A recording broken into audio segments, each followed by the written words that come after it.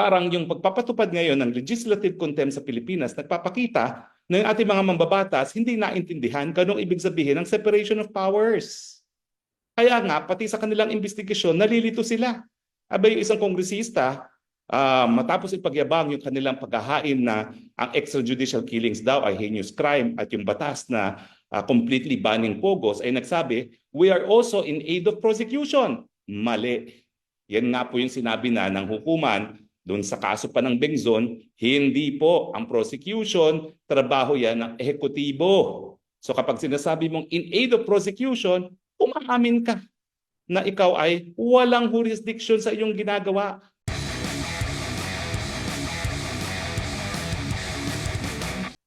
Well, ano bang pag-uusapan natin? Well, una-una, nabalitaan nyo na. No? Pati si Mrs. ko, pinaaresto na ng Huwad Committee. Naku, alam mo, naalala ko tuloy yung mga pelikulang nakikita ko ng mga panahon ng medieval times na kapag hindi nakuha yung lalaki, kukunin yung buong pamilya. Sana naman yung aking dalawang anak ay hindi na nila kunin, no? Dahil kinuha na nila kaming mag-asawa, no? Ewan ko ba. Alam nyo, kaya tuloy ngayon, ang minabuti kong pag-usapan natin, dahil ang ating saligang batas at ang kapangyarihan ng Kongreso ay kinopya natin sa Amerika, ikumpira natin ngayon ang mga legislative investigation sa Amerika sa mga pangyayari dito sa Pilipinas. Ang tanong, dahil kinopya lang naman natin ang probisyon ng American Constitution dito sa ating Kongreso, paano ba magkakaroon ng pagkakaiba? Dapat wala, dapat parehong-pareho. Pero ang unang-unang diferensya ng US Congress at ang Philippine Congress ngayon, pagamat merong kapangyarihan talaga na ang Kongreso na mag-cite in contempt para nga mapreserba yung institusyon. Hindi sa pagpaparusa, ha? Walang jurisdiction ng Kongreso na magparusa. Tanging hukuman lang ang pwedeng maglitis at magpataw ng parusa, no, doon sa mga lumalabag sa batas. No? Ang dahilan kung bakit wala na ngayon nako-contempt sa US Congress, simple. Walang kulungan. Now, nakikita natin yung Wad Committee, no? Na yung ilang mga resource persons, gaya ni Cassie Ong, pinadidetain doon sa penitentiary for women. Bakit hindi ginagawa yun ng mga Amerikano? Simple. Di ba meron tayong separation of powers? Ang mga kulungan, dalawang klase yan. Yung hindi pa napapatunayan nagkakasala, na nasa ilalim ng DILG, at yung mga napatunayan na nagkasala, yun yung Muntinlupa na nasa DOJ. Ang pagkakaiba niyan, yung DILG, yung mga kulungan ng mga linilitis pa, yan ay para magkaroon ng jurisdiction ng hukuman doon sa pagkatao ng nasasakdal unless sila ay nagpiyansa. At mapapansin natin na ito ay isang trabaho ng ehekutibo dahil ang mga local government units at saka ang BGMP ay nasa ilalim ng ehekutibo. Totoo po yan, nakikipagtulungan sila sa hudikatura. Pero kasi kung titignan mo, ang trabaho kasi ng BJMP ay yun nga, no, na ipatupad yung batas at kapag nagkaroon ng arrest warrant na inisyong isang hukuman, yan po ay batas dahil nakasaad sa ating civil code na lahat ng desisyon ng ating hukuman ay kabahagi ng ating batas. Ang contempt order ba ng isang parte lamang ng Kongreso, okay? Isang kapulungan ng Kongreso, yung Kamara de Representante, yan ba'y batas? Hindi po. Dahil ang batas, ayon sa ating saligang batas, dumadaan sa tamang proseso. Dalawa pong kapulungan ang dapat mag-usap, mabalitaktakan sa lahat ng panukalang batas at kinakailangan po yung parehong Kongreso at Senado magkasundo na ito nga ay gagawin nilang batas. Siyempre, dapat dumaan yan sa 3 readings. Pagkatapos, magkakaroon ng reconciliation kung magkaiba yung bersyon at lalagdaan ng presidente para maging batas. Kapag ang dumaan po proseso ay dun lamang sa isang kapulungan, hindi po yan batas. Kaya nga po nagpapasalamat naman ako dito kay bagong talagang Interior and Local Government Secretary John Vic Remulla na lininaw niya na wala po akong linabag na batas. Ang linabag ko po, ako'y nakontempt ng Congress. Pero wala po akong linabag na batas at sa tingin niya at sa tingin ko rin, hindi ako pugante. Dahil ang pugante ay mga lumalabag lamang sa batas. At finally, sisitahin ko na yung si Lola na nasakdal dahil nga kumuha daw ng pera sa mga drug lords sa Muntinlupa nung siya ay nakaposisyon para gamitin sa kanyang pagtakbo sa Senado, no? Madam, tigil ka na dyan. Ako'y hindi ko na nga pinupuntirya. Nag-congratulate ka na ba doon sa estudyante mong na talaga bilang justice? O ano, ang sinasabi mo palagi ay hindi mo maalala. Kalokohan po yan. Ako meron akong isang naging estudyante na talagang Justice of the Court of Appeals, si Justice Karingal. That is a source of pride sa lahat ng law professors. So hindi po ako naniniwala na hindi mo maalala na naging estudyante mo siya. Alam mo na ang pinag-uusapan ko. But in any case, kaya wag niyang ipilit na kinakailangan daw humarap ako sa proseso dahil gaya ng ginawa niya. Eh in the first place, di naman ako nasasakdal nga sa kahit anong paglabag sa batas. Siya ang linabag niya, heinous crime, yung trafficking in prohibited drugs. Ako naman, contempt, refusal to present documents, no, na sinusupina, at saka yung misis ko ngayon, refusal to attend. Napakalaking pagkakaiba naman po yan, no, para ikumpira mo yung sarili mo sa akin. Ayaw ko na sanang pansinin ito dahil alam ko, KSP naman yung lolang yan at panahon ng eleksyon, abay sumasakay doon sa usapin na tungkol sa akin. No? Pero ayan po, malinaw po ha, wala po tayong basehan ng comparison. Dahil kayo po ay nasakdal sa paglabag sa batas, ako po ay hindi. Now, mabalik tayo sa US Congress. O, bakit walang nako-contempt ngayon? Kasi wala silang kulungan. Hindi po pwedeng ipaubaya sa ehekutibo ang pagkukulong ng mga tao na nasa site in legislative contempt. Kasi nga po, iba ang mandato. Ang kulungan ng BJMP at ang kulungan sa ilalim ng Muntinlupa, yan po ay para sa mga lumabag sa batas. Pero kapag ikaw po ay legislative contempt, hindi ka lumabag sa batas dahil wala namang batas na nanggagaling lamang sa isang sangay ng Kongreso. Kinakailangan duman nga sa proseso yan. 3 readings at maaprobahan ng parehong kapulungan ng Kongreso. At dahil nga sa separation of powers sa Amerika, kung saan ginaya natin ang probisyon ng kapangyarihan ng Kongreso para mag-cite in contempt, hindi nila pinaubaya sa ehekutibo yan dahil nga sa separation of powers. At ang rasyonal dyan, iba ang mandato ng ehekutibo. Ang ehekutibo, ipatupad ang batas. Ang legislatibo, gumawa ng polisiya. At bagamat meron silang kapangyarihan mag-cite in contempt, yan po ay para mapreserba ang institusyon, hindi sa pagpapataw ng parusa. So bakit mo ngayon ihahalo ang mga tao cited in legislative contempt doon sa mga tao na unang-una pinarurusahan sa Muntinlupa? O di naman kaya ay kinakailangan makulong para magkaroon ng jurisdiksyon ng hukuman sa kanila. Kapag legislative contempt naman, wala namang hukuman na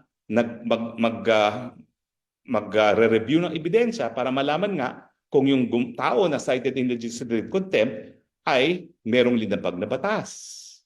So paglabag po yan sa separation of powers. Kapag kinulong ang isang tao na cited in legislative contempt sa kulungan na nakareserba para sa mga tao na linilitis ng hukuman o di naman kaya pinarurusahan na. Dahil ang legislative contempt ay hindi po yan para magkaroon ng jurisdiksyon ng hukuman at hindi rin po yan para parusahan. Malinaw po yan. Okay?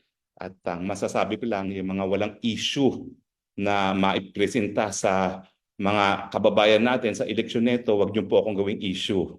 Kayo po ay napakadaming problema sa bayan, problema ng pagtaas ng bilihin, kakulangan ng trabaho, mababang sweldo. Yung solusyon niyo po sa mga problemang yan, yun ang ipresenta niyo sa taong bayan. At wag po tayo magrereklamo sa kahinaan ng criminal justice system dahil si Lola talaga umupo po bilang kalihim ng departamento mismo ng katurungan. At bukod pa dyan, yung Commission on Human Rights. O, ano bang ginawa niya para maripaso yung sistema? Wala. So kung siya ay naagrabyado ng proseso, well, kabahagi siya doon sa dahilan kung bakit ganito ang ating criminal justice system. Now, siyempre, dahil merong separation of powers, pati yung pagpapatupad ng contempt order, alam niyo ba sa Amerika, meron silang sariling pulis ang legislatura. Hindi po yan pulis ng Washington DC, hindi po FBI. Yan po ay special police na talagang ang mandato lang niya ay unang-una, bantayan ang seguridad ng Kongreso. Pangalawa, ipatupad yung mga summons at saka mga orders ng legislatibo. dapat po may ganyan din tayo. Dahil hindi talaga po magkakaroon ng separation of powers kung yung pagpapatupad ng isang legislative function na pagpapataw ng legislative contempt ay ipatutupad ng ehekutibo sa pamamagitan ng PNP o ng NBI. Dahil ang PNP at NBI, kung titignan niyo po ang mga batas na bumuo dyan, sila po'y nagpapatupad ng batas. At kasama na pa sa batas na yan ay yung mga orders ng hukuman. Hindi naman po batas ang order ng isang kapulungan lamang ng Kongreso. Maliban na lang kung talagang naging batas na yan, in which case batas yan na inapprove ng dalawang kapulungan ng Kongreso. Well, importante po ito kasi nga po, parang yung pagpapatupad ngayon ng legislative contempt sa Pilipinas nagpapakita na yung ating mga mambabatas hindi naintindihan kung anong ibig sabihin ng separation of powers. Kaya nga, pati sa kanilang investigasyon, nalilito sila.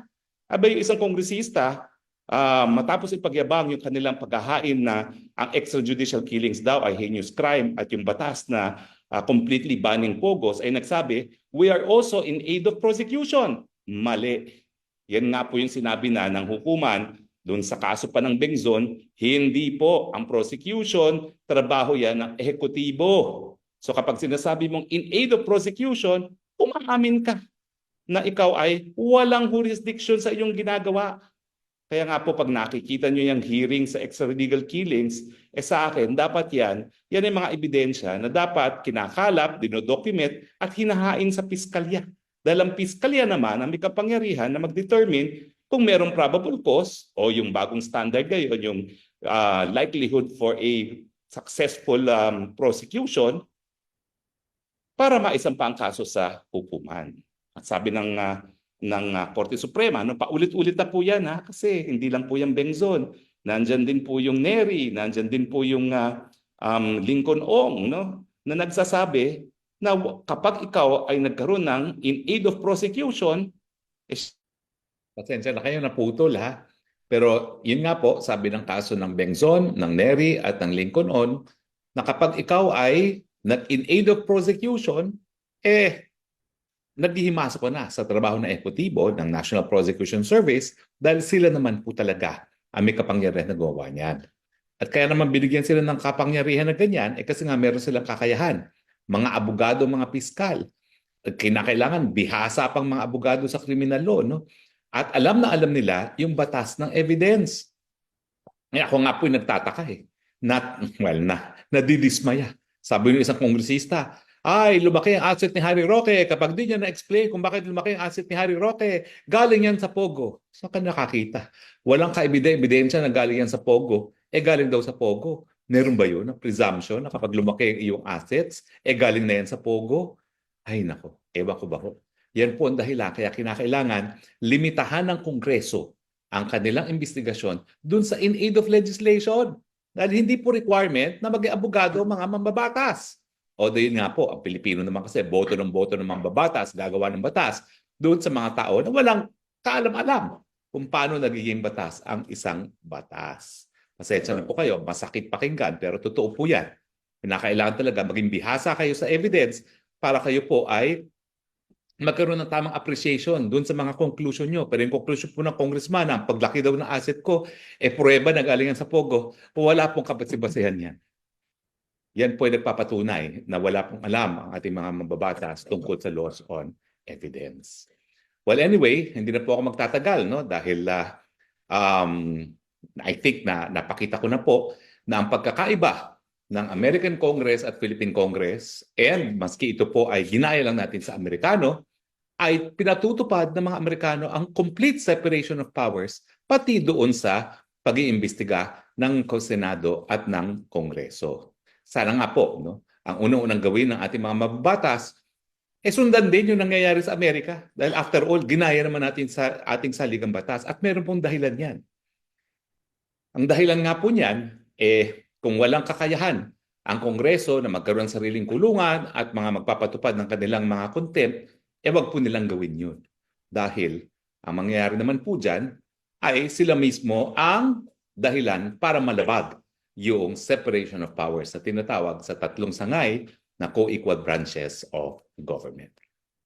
Well, sana po meron kayong na napulot na karagdagang kaalaman dito, no? Pasensya na kayo. Ako'y kinailangan magsalita rin dahil ito ay may kinalaman din sa akin, no? Pero ako naman po, miski may kinalaman sa akin yan, batay naman po sa batas yung aking naging diskusyon ngayong araw na ito. So maraming salamat po sa inyong lahat, sa inyong patuloy na pagtangkulo ng Spokes Hour.